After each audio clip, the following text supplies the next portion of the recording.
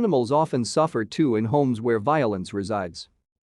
Domestic and family violence, DFV, is unfortunately common in our society, but many people don't realize that animals can also be victims of domestic and family violence.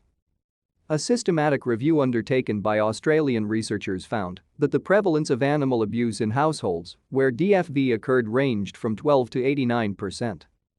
The reason for this wide range relates to differing definitions of animal abuse between studies. The reality is that the rates of animal abuse are high in households where DFV occurs. To stay up to date with latest top stories, make sure to subscribe to this YouTube channel by clicking the button above this video.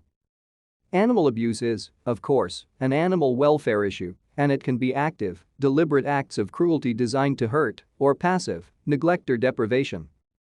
Animals that came from households where DFV occurred were less likely to receive regular veterinary care or routine vaccinations.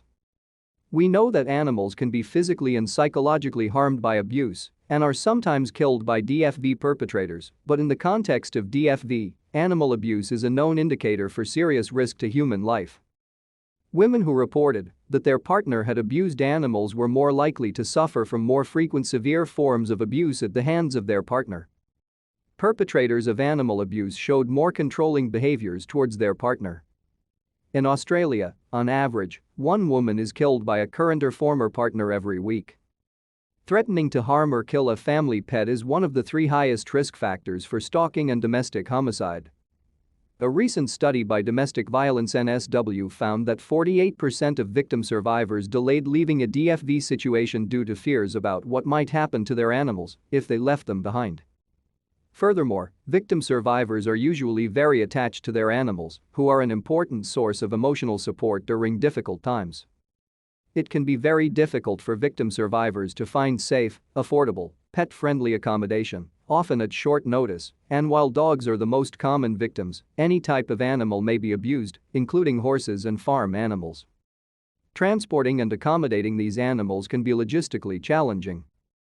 For these reasons, it is important that veterinarians, domestic violence service providers, local government companion animal services and police, especially domestic violence liaison officers or DVLOs, understand the link between animal abuse and DFV.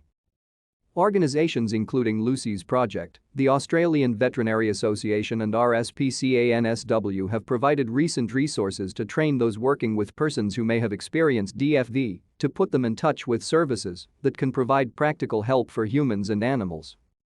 Increasingly, domestic violence shelters are providing safe accommodation for animals so that all victim survivors can be safe. RSPCA-NSW runs the Community Domestic Violence Program, which can help organizing short to medium-term housing of animals from DFV situations. Changes to the NSW Crimes Act in March 2021 ensure that it is an offense to harm or threaten to harm an animal. Additionally, apprehended violence orders explicitly prohibit a defendant from harming an animal belonging to or in care of the victim survivor.